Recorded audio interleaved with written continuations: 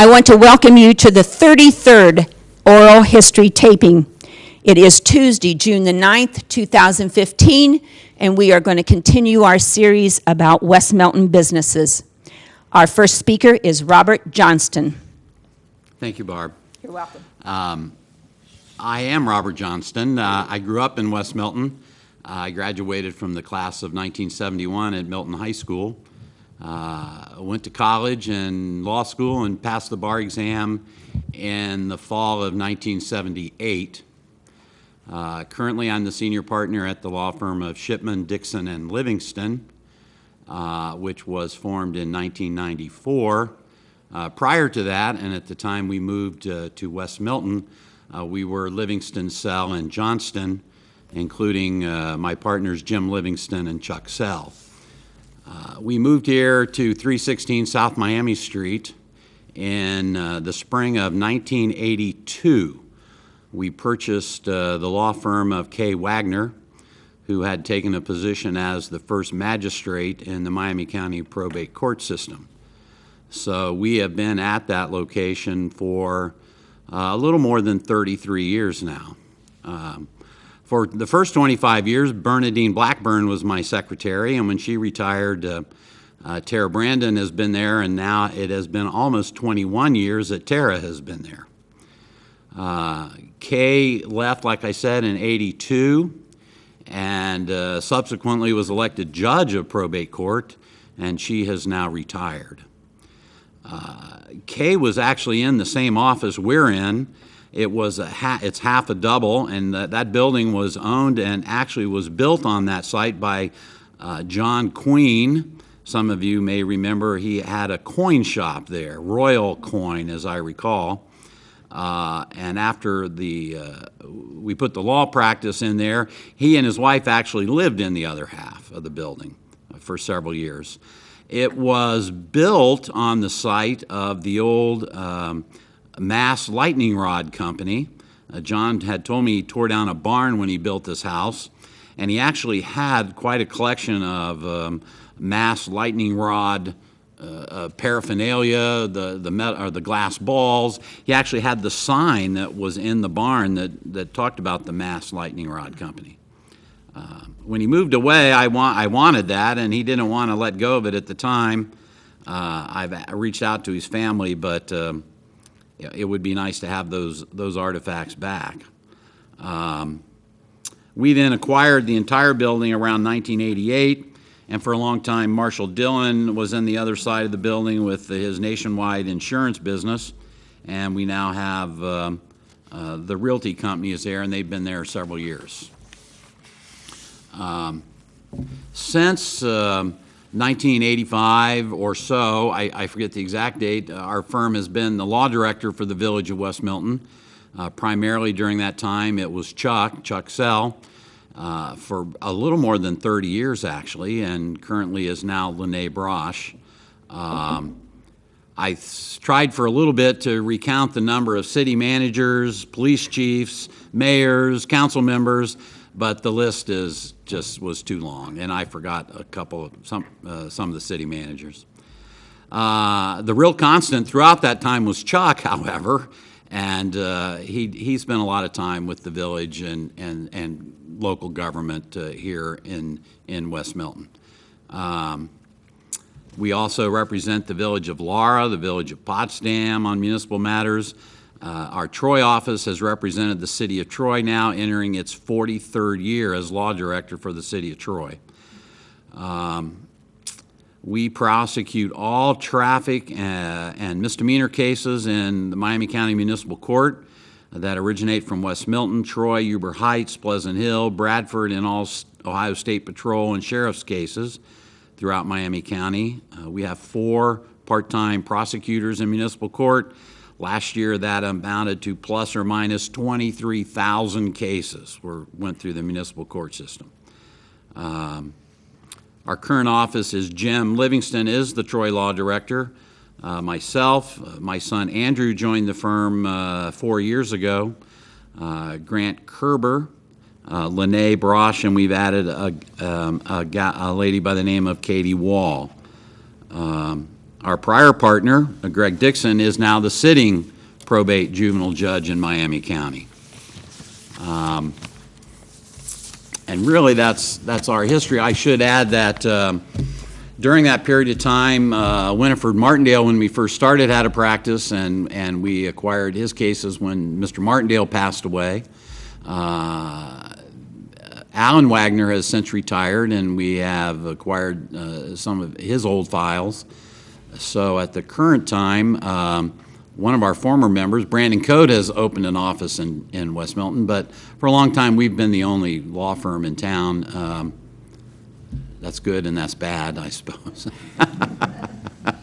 But it's been good. We've been very happy here. I am here primarily, but all the lawyers take a little bit of a turn in terms of being present at the office. So I'm sure that even when I retire, we'll keep a presence here with one of the other lawyers. So it would be great if a couple more fellas or ladies decide to open an office in town, but maybe it's just not quite ready for that yet. So that's all I got. Oh, and immediately to my right is Larry Dehus. He's not only next to me here, he's my neighbor on Miami Street as well. So Larry Dehus. Thank you. I was going to say it's appropriate that I'm next because we are neighbors. Our address is 326 South Miami Street, and we're separated by Farmers Alley, right? Farmers Alley. I formed a business called Law Science Technologies back in 1981, and Law Science Technologies, as the name suggests, combines science with law. We apply the laws and principles of science to technical matters within the criminal and civil justice system. Some of us may know it as forensic science. Just a little background about myself. My terminal degree was a master's degree in biochemistry from Wright State University. And after I obtained that degree, I realized it was probably going to have to go to work and support the family. So I found a job with the Miami Valley Regional Crime Laboratory in Dayton, which is a full-service police crime laboratory, and worked there for 10 years. And I was the leading forensic scientist when I left, and gained a lot of experience, a lot of training in the forensic sciences working there. During that time that I was there, I became to realize that there was a need for forensic science services in the civil aspect of the law. And the charter of the Miami Valley Regional Crime Lab did not allow us to do work on civil cases. We only did work on criminal cases. So I thought, well, maybe I'll start a business on the side. And that's when I founded Law Science Technologies. The first couple years I was operating probably illegally out of a spare room in my house on J Street, and quickly outgrew that, and we then purchased the building at 326 South Miami Street. I believe that structure was built as a residence and was a residence for many years. But I think before we bought it, there had been a couple businesses in there, and I think the business before me was a gentleman that made jewelry and sold jewelry, but I don't recall his name.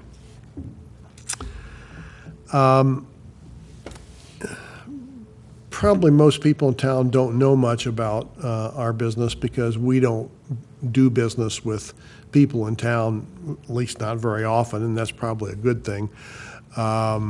Because when the business we're doing, it's in a situation where somebody has a problem.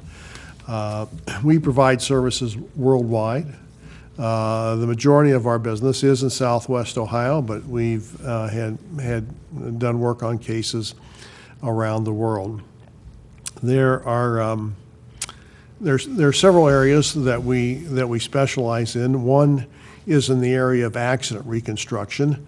It's vehicle, pedestrian, trucks, cars, motorcycles, and I have two people that do that work. I don't have expertise in that area, but I have two people, Fred Lickert and Doug Hurd, that are specialists in accident reconstruction, and they do that type of work. That work primarily is done for either plaintiffs' attorneys, like Dyer, Garofalo, Mann and Schultz, and all those that fall within that group, and then they also do work for insurance companies, and that's usually sometimes on the defense side, and for defense attorneys. So that's one area. Second area is fire origin and cause investigation. That's an area I got into when I after I left the crime lab. But my middle son, Ben Dehus, came to work with me about 15 years ago after completing his bachelor science degree in fire science and arson technology. So he does the vast majority of the fires. I only do them if he gets backed up, and I'll or I'll assist him on a fire that might be hazardous, where it's best to have two people. The majority of the cases that he does are for insurance companies, and occasionally we get hired by defense attorneys on criminal cases, on arson cases, when someone's charged with arson. Then Ben is also spread out and specialized in a couple other areas for insurance clients, and that is doing roof inspections and moisture cause and origin investigations. In this part of the country, there are a lot of course, we have a lot of heavy storms, hail, and I'm not sure how to say it. There are many roofers out there that will inspect a roof and will tell the homeowner that you have hail damage or you have wind damage, and then a experienced examination of that roof may confirm that, or it may show that there's other problems with the roof. So that's what he does: the fires and the roofs, and then also moisture evaluations. I should mention while I'm talking about personnel, I should mention that our administrative assistant and secretary is Kathy Heil. She's been with us since about 1984, so she's been obviously with us a long time. And then the cases that I do, when I left the crime lab, it was my intention to do work on just civil cases, but then the defense attorneys quickly learned that there was somebody on the outside that they could call for assistance in defending individuals in criminal cases, and that kind of, I guess it kind of surprised me. I didn't intend to do that, and then I had to give second thought about doing it because of having worked for the other side, for the prosecution, for so long at the Miami Valley Regional Crime Laboratory. But one thing I quickly learned was for the criminal justice system to be balanced, the defense has to have the same opportunities to defend him or herself, that the prosecution has to prosecute themselves. The majority of the criminal cases that I get involved in are death penalty homicide cases primarily, and generally in those cases, those defendants don't have the money to defend themselves. I'm actually hired by the court, paid by the court, to assist the defense in evaluating the evidence. It's my job to see whether or not I think the crime scene was processed correctly, if the proper evidence was collected properly, if it was analyzed correctly, and if the interpretation that the state's giving to the court is correct. Many times when I review it, I will agree. Occasionally there are times that I will disagree. If I disagree, then usually I'm testifying. So that's the majority of the work that I do. And I believe that pretty well concludes what I wanted to say, and I'm happy then to pass the process on to Karen Callahan. Thank you. Yes. Very interesting. Thank you. I learned a lot. Thank you. I'm Karen Callahan. I am the owner of Really Cool Stuff. It is a gift shop and gallery located at 5 North Miami Street here in West Milton. We feature the work of a lot of different regional artists, working with lots of consigners who provide things like jewelry, pottery, greedy potty, fiber art that includes quilted, hand-woven and knitted items, photography, painting, collage art, even handcrafted furniture. Plus a whole lot of other stuff too. It's about 50-50 mix of handcrafted items and stuff that I like because it's my shop and I can bring in what I want. So we've got some gorgeous glass and beads, kites, greeting cards, incense, some clothing, one of my shirts, fair trade items, and some things from all over the world, Africa, Indonesia, and South America, Russia. So a lot of fun stuff. But it started with beading. About several years ago, a friend of mine, Vicki Hathaway, convinced me that I should try my hand at making jewelry. And I resisted for a long time, thinking, I have enough stuff, I don't need to take on another hobby. But I started, and I loved it, and I was hooked. And we started producing quite a bit of jewelry, a lot that was sold at a shop called the Stillwater Emporium, which is in the same location now where Really Cool Stuff is. But when the village started the renovation of 48 and closed traffic down entirely for about 3 months, Eva Garman, who was the owner of Stillwater Emporium, decided that she didn't really want to stay and continue to pay rent on a location that no longer had any foot traffic. So the location became empty. And Vicki and I looked at each other and said, do you want to try this? And I thought, it's crazy, but why not?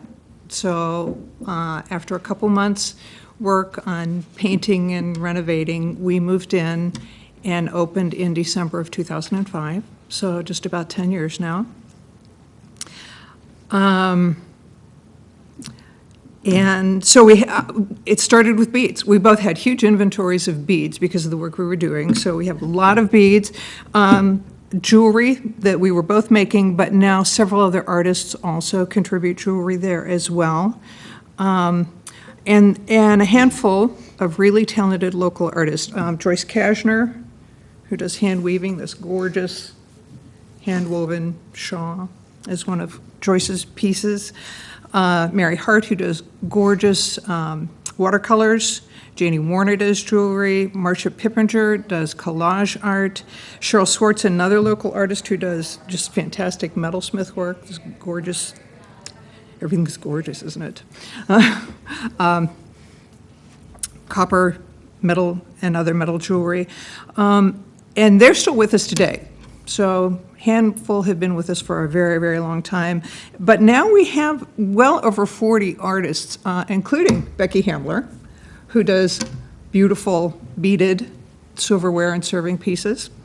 So there's a lot of things, and a lot of artists happy to do custom work. If you need custom jewelry for a prom or a wedding, we're happy to do that. Even handcrafted furniture. I mean, we've got a whole range of things. It was very difficult in the beginning because Vicki and I were both working full-time jobs. And I, at the time, was the development director for the Human Race Theater Company in downtown Dayton, and I remained there for several years, even after we opened the shop. After a while, Vicki decided she needed to move on to other things, and I really had to ask myself if I could continue to do this on my own. And I decided I really wanted to. It was hard work. It really was. I was working 2 jobs, and it took a lot of energy. But I always thought of it as an investment, that it would be what I would do after I retired from the theater. And it has worked out that way. I have retired from the theater company now, and this is my full-time job, and so here we are 10 years later. My husband is now officially my partner in the business, and I could not be doing this without him. He has been so supportive. He also contributes. He's a wonderful woodworker, and everything from small little ornaments, these are hand-turned ornaments with a Celtic cross, all the way up to furniture, full pieces of furniture, all there in the shop. Also, I have to say thank you, too, to all my consigners who do such a wonderful job helping me. I could not be in doing this job without their help. They really are fantastic, and in addition to producing the wonderful pieces of art that are there, they contribute their time as well and help a great deal. There were a lot of times I thought about, this is not easy. I'm ready to stop this, but I've stayed, and I'm glad I have. It's fun, and I'm very, very happy to provide an outlet for the considerable talents of the local artists. I personally am still making jewelry, a lot of jewelry. I also am making, I don't know if you can see these, beaded pens and bottle toppers that are really fun. Metal embossed items, which is kind of unusual. Again, I don't know if you can see this. Larry turns the boxes and I do the metal embossing. Can you see? I do the metal embossing that embellishes the top. And most recently, I have been doing hand-carved animal figures. And this is really small, so I doubt that you can see this, but it's a little rabbit. But I've been carving animal figures from alabaster and soapstone. They are all of the animals that are featured in the medicine cards, and that is a divination system drawn on the wisdom of American Indian folklore and culture and their observation of the characteristics of animals. So there are 52 animals featured in the medicine cards, and I have carved all of them, and I have those there. And that has been my introduction to internet sales. I've had a website for a while, but I recently opened up to internet sales because I have something that you can't find anywhere else. I am not aware of anyone who is producing all of the 52 animals featured in the medicine cards. So I am doing that. That's my introduction to internet sales. The website is www.really-cool-stuff.biz. So I invite you to check us out there. We also have a branch location down at the Loft Theater. Again, that's from my association with the Human Race Theater Company. They asked me to open, and it's a very, very small location compared to the floor space that I have over at the shop on Miami Street. But it's there at the theater in the Loft lobby, open when there are plays going on down there. And that's still going on even though I am no longer working for the theater company. History of the building. What I know, according to our local historian, Rachel Minnick, is that the building opened in 1908 as a bank, and if you look at it, it looks like a bank. I have also heard that it's been a post office. I don't know if that's true or not, but I've heard that. I know it's been a barber shop, many different types of gift shops, and a restaurant where there was a fire in the 70s. The kitchen was on the upper floor, and there was a fire that pretty much gutted that whole second floor. When we opened the shop in 2005, we were just on the first floor, and I always thought it was such a shame that people could not go up and see the gorgeous window and the view from that beautiful window on the second floor. So I talked to my landlord, and he agreed to renovate. And I was very happy about that, except for the fact that while it doubled my floor space, it also doubled my overhead at a time when the economy just was really sinking. And so it made a difficult time even more difficult. But in the end, I'm very glad we did it. And it's really beautiful, and I invite you all to come up and see it. It is where we have most of the gallery space for larger items. We're also able to hold classes and activities up there.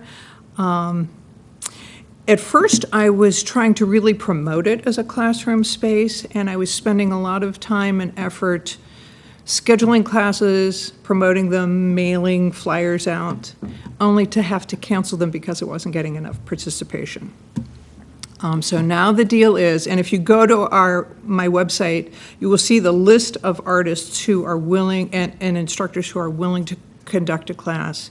But now people have to come to me and say, I've got 3 friends and we'd like to do a class in beading. Can you help us do that? And I absolutely can.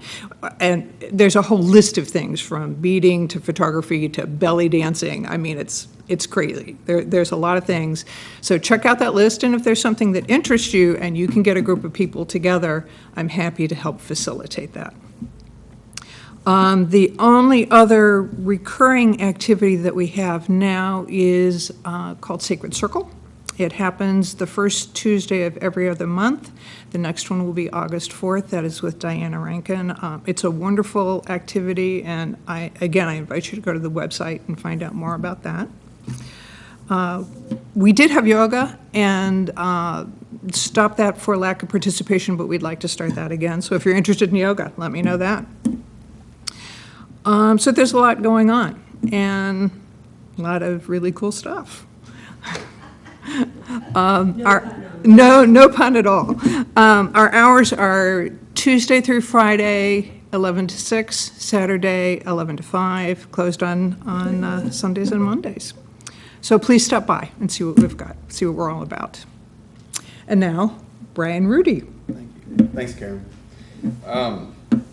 As Karen was speaking, it was really cool. First of all, second of all, it's nice to know that the entrepreneurial spirit lives on in West Milton. I think that is really cool. That's really neat. So thank you for that. Yeah. Thanks for having me today. My name is Brian Rudy. I'm representing the 5th generation of Rudy Incorporated. Been in business since 1904. My great-great-grandfather by the name of S.J. or Samuel James Rudy started the business under the Rudy name. It's a long time. I mean, 111 years for a family business to stay around and be produce revenue and be somewhat profitable is quite an undertaking and an accomplishment that we're very proud of. It's pretty steeped in tradition from that standpoint. So we appreciate that, and then we also appreciate the fact that it's customer loyalty through the years that has enabled us to do that.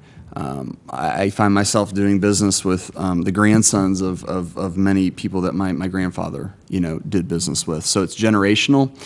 So it's kind of refreshing from that standpoint. The whole grassroots America type deal.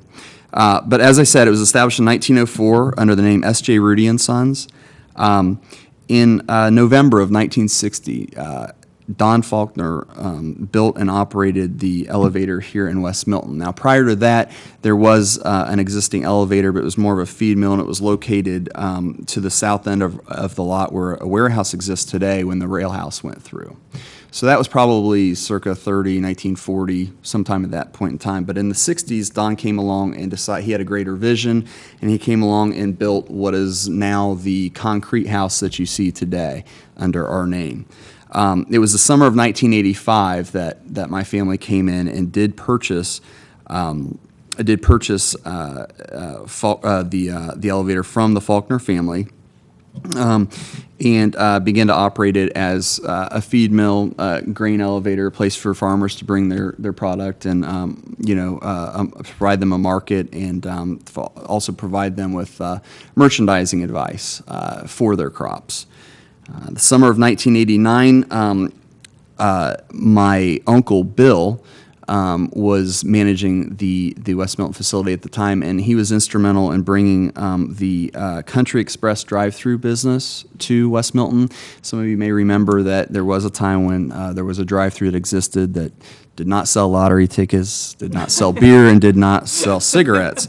In fact, it was for farm supplies. We sold bagged feed, all kinds of knickknacks, not really cool stuff, but some kind of cool stuff. And that went on for a number of years, but since then, we at that point in time we're doing grain, and we're doing feed, and we're doing fertilizer and chemical, and realized at a certain point that we couldn't be all things to all people. Since we've taken over the property from the Faulkner family, we've roughly doubled the storage capacity in West Milton. I think we're licensed at somewhere around 500,000 bushel storage. But in the winter of 2008, what is now Rudy Incorporated went to a grain-only operation. So what we do is we buy, sell, and trade corn, wheat, and soybeans. That is what we do. The old adage, buy low, sell high, as simple as it may sound, that's what we try to do, and it's not always that easy. But we do appreciate all the loyal farmer support that we get, and we've considered it a privilege doing business here in this community. We have a great group of guys that we do business with, and we wouldn't be around without them, so we appreciate that. March of 2009, we constructed a new corporate office in Covington, which is where I actually work, but I do try to make it down here from time to time. But then in the summer of 2014, so just last year, here down at West Milton, we had an operations project. And what we did was, many of you might have noticed a rather large crane this year. It was huge. It was about 158 foot tall, and I think the boom on it was somewhere around 170 feet long. And it was substantial, yeah. When they told me they needed to build the crane, it should have dawned on me at that point in time what we were in for. It was a big project. But what we did was we essentially more than tripled our intake capacity, which means our ability to dump trucks in an expedient fashion, has increased threefold, at least, actually. And what that's going to do throughout the next several years, hopefully, is to ease some of that harvest congestion that you see out on 571. I know it gets. Bear with us. It's only 2 or 3 months a year, but it's big. It's big. So what the idea is to get people on and off the lot quicker, and also to just better service our existing customer base. It was long overdue, but it was something that we took on, and we wanted to do it to the best of our ability, and basically do it the right way. So that was completed just prior to fall kicking off last year in mid-September, and that's where we are today. So many things have happened through the years, and I don't have time to go through all the nitty gritty, but I do have some props here, which is kind of fun. So like many of you, or some of you might remember, or maybe your parents might remember, when we carried around things like this. This is a coin purse, actually, when, like a quarter mattered. And you could actually had some purchasing power. Now things that jingle, not so much. This is one of my personal favorites. It's actually a kind of a gimmicky type item, but I really like it from a marketing standpoint. It says, "This side will sharpen your memory, the other side will sharpen your knife." S.J. Rudy and Sons. So here's the top, and then of course the back side is a knife sharpener for the pocket knives that people used to carry around. So things have changed. Remember pencils? Yeah, this was a pencil. So. We used to work with, and then we've evolved from things like this, which is a grain scale book that we used to work out with now, to things like this, to where we text our grain quotes to our customers every day, 3:32 p.m. Sign up for a text message service. Hats. Many of you might remember these red Rudy hats that were around the neighborhood back maybe 30 or 40 years ago. Kind of different now, but still the same. So anyway, it's steeped in tradition. We're happy to be here. We're here because of the loyalty from the West Milton community, which we continue to appreciate. And that is, I think, pretty much I have. Appreciate you having me today. And with that, I'm going to turn it over to Craig Coates. Thank you, Brian. I'm Craig Coate with Coate Concrete Products. Coate Concrete Products has been in business for 90 years. It was established in 1925 by my grandfather, Cecil Coate. He had 3 sons involved in the business until their retirement in the 1970s. Burial vaults early on were the primary products manufactured throughout the 90 years, have been sold to funeral homes in southwest Ohio and eastern Indiana. Imagine starting a business just prior to the Depression and trying to acquire materials to remain open had to be a real challenge. My respect grows constantly for those generations. In the early 1950s, with the housing boom, the company expanded into making septic tanks and home aerobic aeration systems, and the business grew sizably. And that continued for 3 decades, the 60s, 70s, 80s, from time to time with a slowdown due to the economy and housing. Additional product lines over the last 25 years are continuing to grow, due in part to governmental regulations. The products now, it just fascinates me. I've been there so long, and it's just interesting, the things that are required today of people to purchase that weren't just 20 years ago. Grease interceptors for restaurants.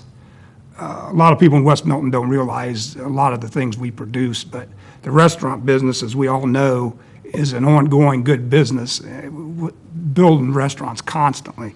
We sell grease traps for a lot of those restaurants, or grease interceptors. Oil interceptors that are close to follow behind grease interceptors are things that are used in industrial buildings and garage floors. Another thing that wasn't required some years ago, now it's you either do it or you don't open. Lift stations. This is something that's come about in especially the last 10 years.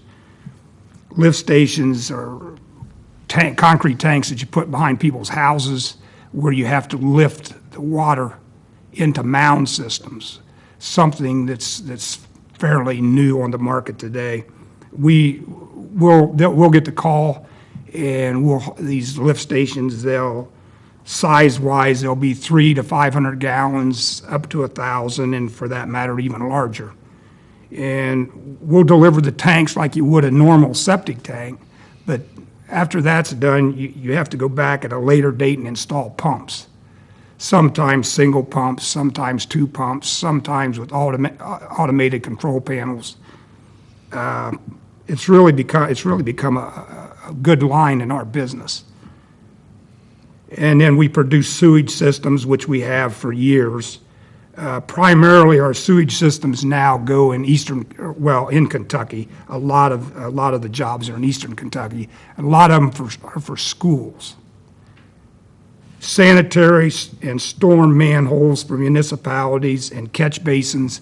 That's another line that's growing.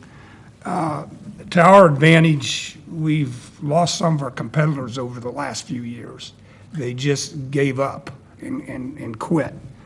The customers have to go somewhere, so they call Coate.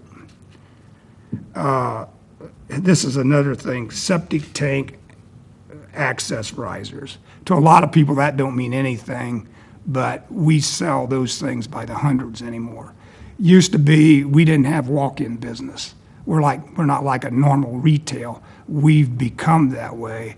Saturday mornings, we get people just walking in the doors needing to purchase access risers for their tanks. And when they come in, I'll ask them, I say, I'll bet you're from Dark County. And they'll say, yeah, how'd you know? The reason is the health departments, health inspectors, they're walking through yards. I mean, that's literally what they do today. They walk through yards and require the homeowners to purchase those concrete risers, which it's a good business for us. The people that come in the door, they'll say, you can't buy these anywhere else. Well, I say, that's music to my ears. It's really an ongoing business, and we thank the great bureaucracy for a lot of this. They send them our way. I mean, I could go on. We have a lot of history, as you can tell, in 90 years. A lot of it would probably bore you. But looking forward, the opportunity remains. Who knows? The fourth generation's on board now. We could be good for another 90 years. That's all I have right now. I turn this over to Mark Hamler. Thank you, Craig. I think I can speak for everyone here, but I think we've all been good corporate citizens throughout the years, and I think we owe all the thank you to the community for supporting our businesses. I am Mark Hamler of Hamler Gingrich Insurance, and our business started in 1927 by George Woodfield, and I believe he was at 13 North Miami Street, if I'm not mistaken. In I don't know exactly when, I think it was 1940-ish, Bob Krause bought the George Woodfield Agency, and he stayed there at 13. And then in 1958, my father, Tom, purchased the business from Bob Krause, and in 1960 moved to 21 North Miami Street, where Cliff Polling is today. In 1968, thereabouts, Russ Dillon came to work with my father, and in 1972, Don Fisher joined the agency, and in 1977, I joined the agency at the same time Russ Dillon retired. So Don and I were in business for over 30 years together, and in 1988, we moved from 21 North Miami Street to 102 North Miami Street, which, for those of you who don't know, McDonald's is across the street from us because we were there first. So I didn't know if anyone remembered that or not. But so we moved, and I believe it was 1988, to 102 North Miami Street. In 2005, I was joined by Matt Gingrich, and a year later, Don Fisher retired. And then, like so many people here, in last December, my son Kurt joined the agency. So we are now a third-generation business, which I think is good for the community and good for the longevity of the business, as Brian alluded to. Our business is a property and casualty insurance. We do also offer life and health insurance, but we're primarily property and casualty. I'm happy to say that since I joined the business in 1977, we have grown in excess of 10 times. So that's kind of nice. Pat myself on the back there. No, and I owe that all to inflation partially, but no. But I owe that to all. We have a wonderful staff, and we've had, I can't go through all the help we've had, but we've always had excellent staff in our operation. Just 2 years ago, we purchased an agency over in Tip City, Favorite Insurance Agency. So we now have an office over in Tip City at 115 Tippecanoe Drive.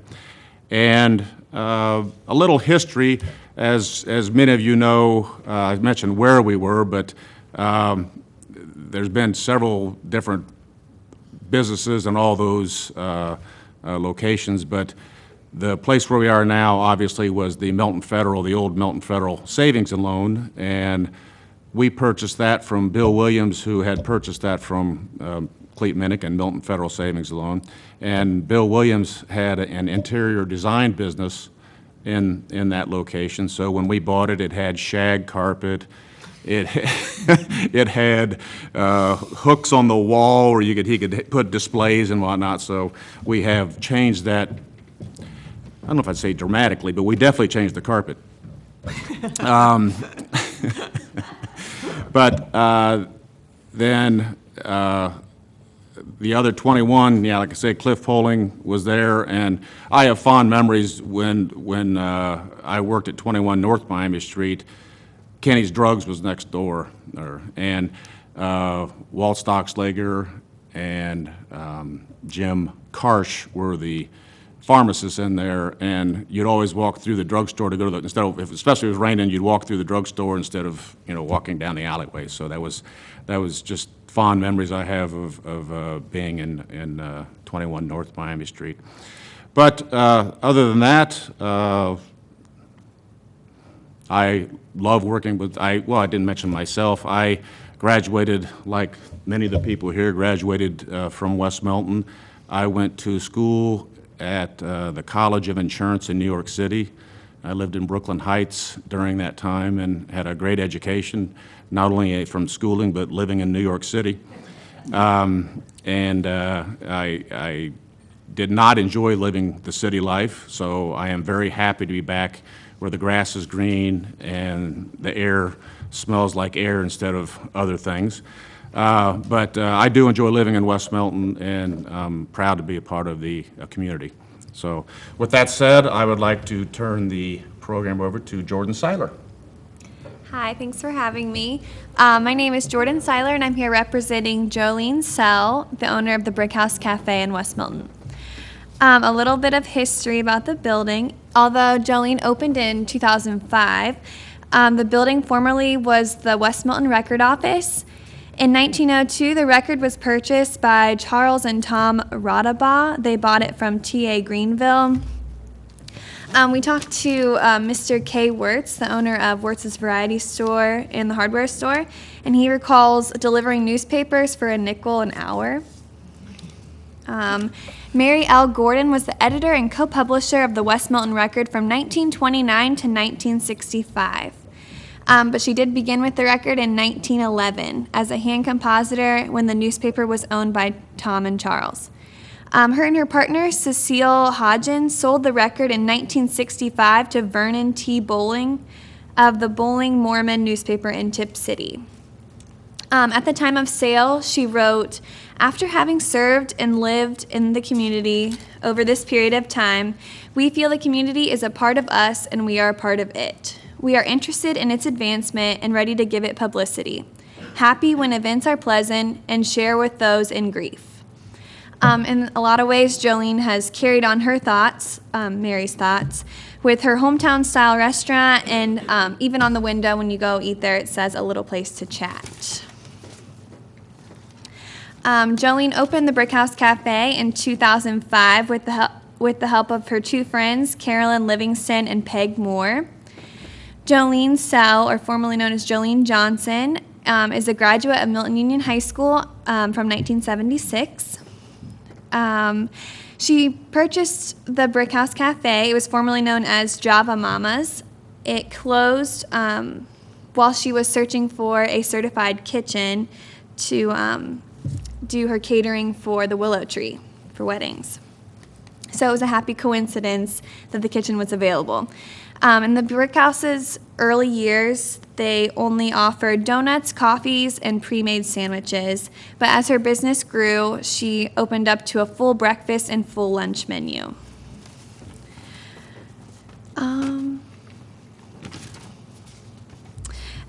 The cafe seats 42 people and currently offers homemade sandwiches, soups, salads, desserts, and coffee and daily specials. When you come eat at the Brick House Cafe, you'll notice that the printer's cabinets from the West Milton Record are still there and being used today. And it still says the West Milton Record on the window.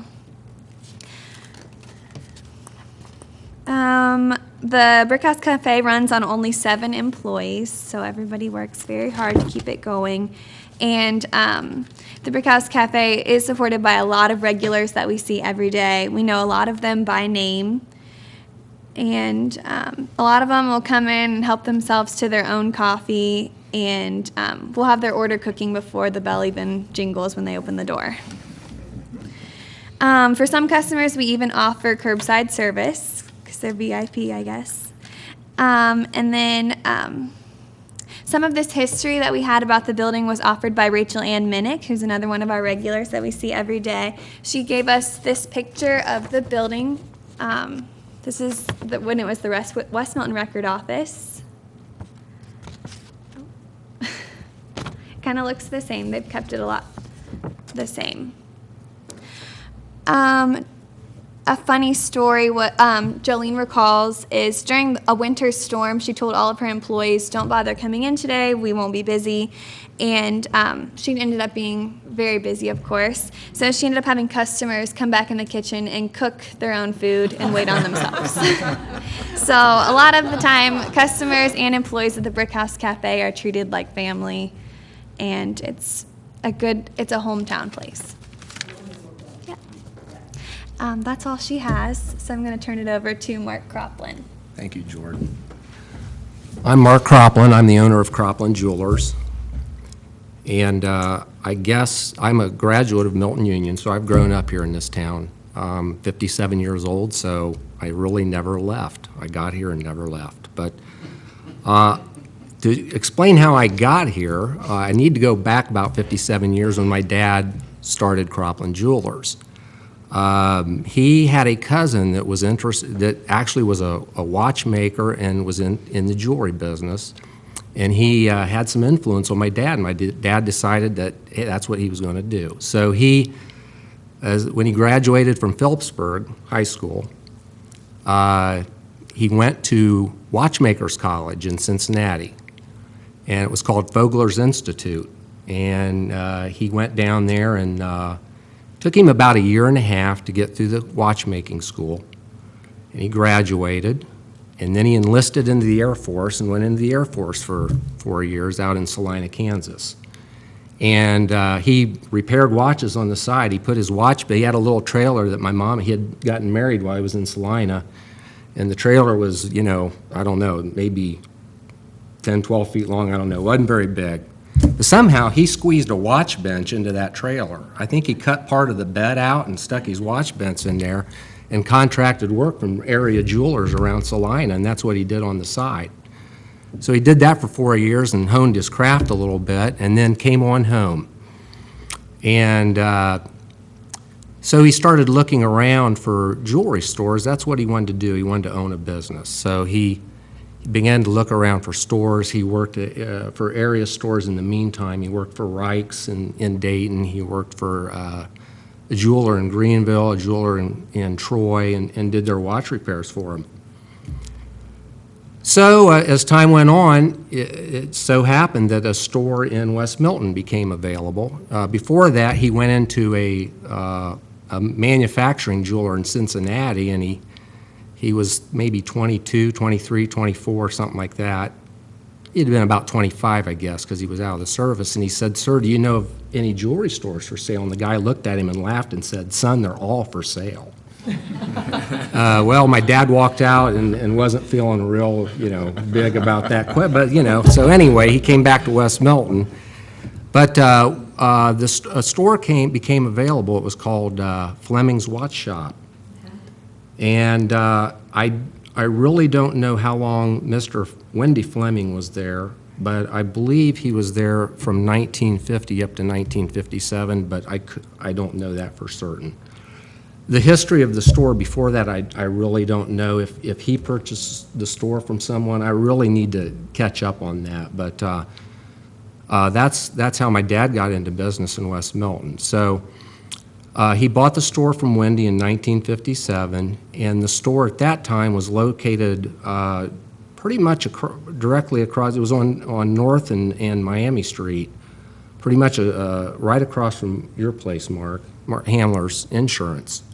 And at that time, I believe there was a Brown's grocery store there that I believe was there for quite a long time. I've seen pictures of it going way back, so it was an old store. But he had just a very small little corner room, and I don't know the situation in that building, but he had enough room for about 2 showcases and his watch bench, and that was about it. So he stayed there. He stayed for 3 years in that location. And then he had an opportunity to move what he said was Center City. He said he moved up from one. So that was a big move, very strategic. So what happened was Louis Moore, who owned a shoe store, I guess he probably retired, and that became available. So Dad got his safe on some rollers, and they closed the street down 48, and they rolled it right out of the store and rolled it down 48 and rolled it back into the new store, and that's pretty much what happened. So he rented there he was there, and by the way, right after he moved, I think it was like 3 months later, that store that he was in burnt to the ground. And my mom said she's never seen, at that time we lived on Hamilton Street. That's where I was there from 1 to 3 years old, and then we moved out to our other house. But he saw the smoke coming up, and she said she never saw him get out of bed so fast because he thought maybe his building was burning down, but it was the grocery store where he was 3 months earlier. So, but anyhow, then he went down and moved in there, and he rented the building, and I believe that Harlan Dixon owned the building, but I could be wrong on that. But he rented there from 1960 until 68, and then the building went up for sale, and my dad bought that property, and that is where the Pearson House restaurant is now. But we're in a small area just on the north side of the building, south side of the building, and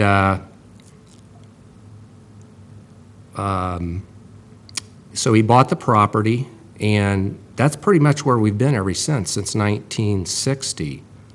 Now, the history of that property, we could go talk a long time about that, but at that time, there was Mabel's dress shop was in there, and when he moved in, and I really don't know if there was anything else in there at the time. So, in the meantime, he was there for, 25 years plus, and at that time I went ahead and went on to college and got a degree in business, and when I got out I wanted to get into business myself. So I went around to the area jewelry stores and talked to all the jewelers around this whole area and felt, tried to get a gauge on what was going on, and they were all very encouraging. So I decided that's what I would do. So I went into business with my dad and worked for him for about 2 to 3 years.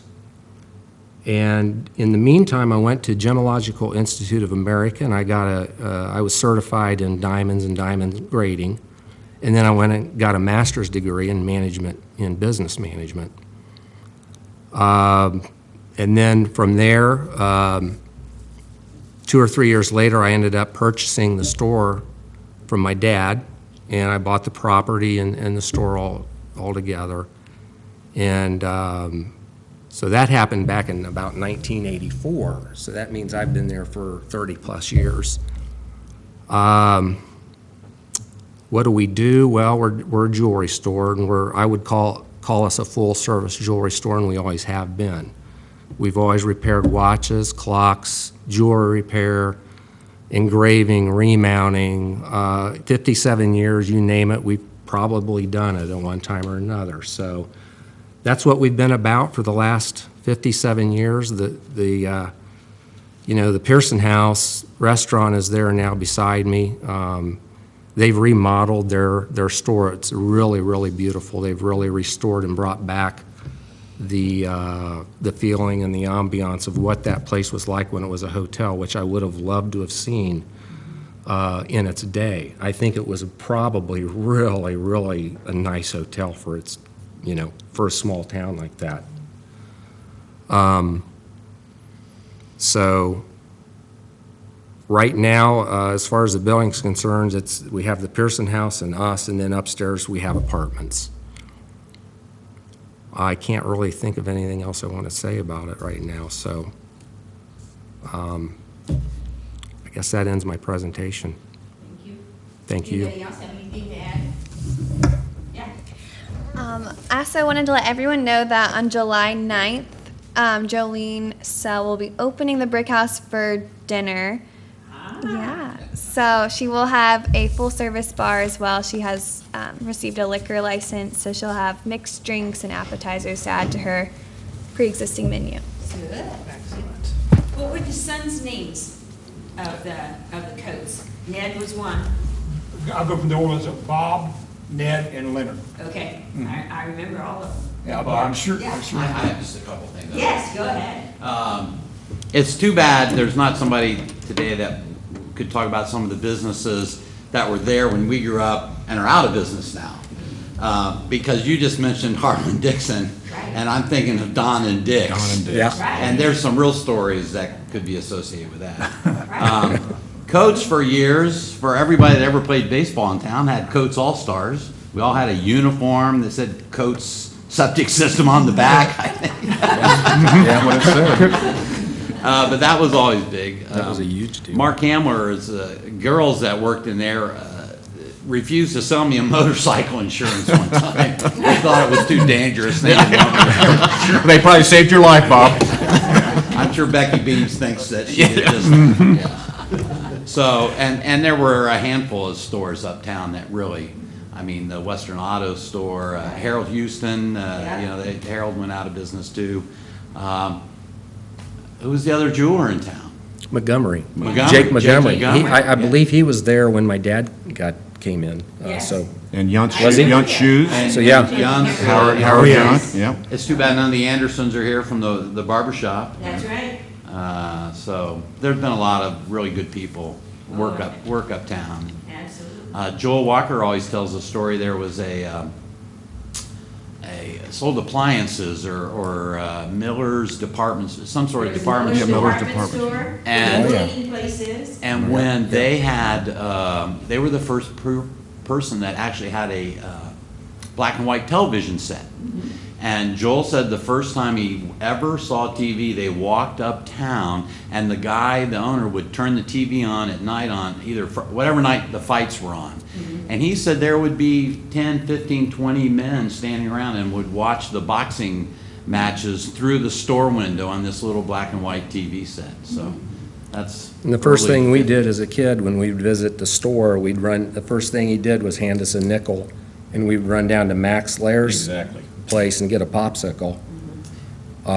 He was there, and then we went over across the street and bought our clothing, our shoes and our belts and our pants from Mr. Yunt, Yes. Yes. Howard. Howard Yunt. Howard, yeah. And how many people, we used to have 3 auto dealerships. Had McGraw's, Yeah. Ezel, and Norris. Norris. So that's, I mean, for a small town, it's something to have had 3 auto And dealerships. Jack Jack Evans. Evans, yeah. No, that's right. He had the last nickel Coke machine in West Milton. Oh, is that right? His place was there, well, McGraw right next to you. Yeah, right, but didn't McGraw and he, weren't they partners? Before McGraw went over to Troy, I thought he and Jack Evans were, No, I don't think Bill McGraw was, Jack Bill had McGraw was right Jack here, had wasn't he? Chrysler's. He was a Chrysler Plymouth dealership. no, Zell was here. After McGraw, I think. was he? Bonnery Oh, is Zell. that it? Bonnery Zell was here, but Yes. I think Bill Okay. McGraw was in business right here. Oh, right here, okay. Yeah.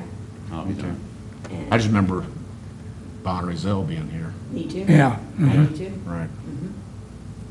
Anything else? Shades, don't forget Jim, I was gonna say, Kenny. we Don't all forget bought our Kenny and Jim furniture. Shade. Dickey's Kenny Shade. Laundromat. Dickey's Laundromat. Oh, that's Yeah. right. Yeah. I remember all of that. Yeah, yeah. Does that tell how old I am? They, As Mark was talking, it brought back a memory about his dad. When I first went into business, I was trying to find errors and omission insurance because, you know, I'm working for attorneys and I know I'm going to get sued at some point. So I remember his dad, and that time he was in the office where Cliff Polling is, taking me upstairs. His office was way upstairs in the back of the office, and I don't know how long we talked, but a long time, and he was able to help me out with that particular need, and so I remember that very fondly. Sure. Telling tales out of school. Mark's dad had a one-way window up there where he could see everyone that was coming in the bag, but they couldn't see him. Is that right, Mark? That is correct, That's yeah. right. Well, thank you all very, very much. It's been very interesting. We've thoroughly enjoyed it, and we've learned a great deal. So thank you for sharing today. Thank you. Thanks.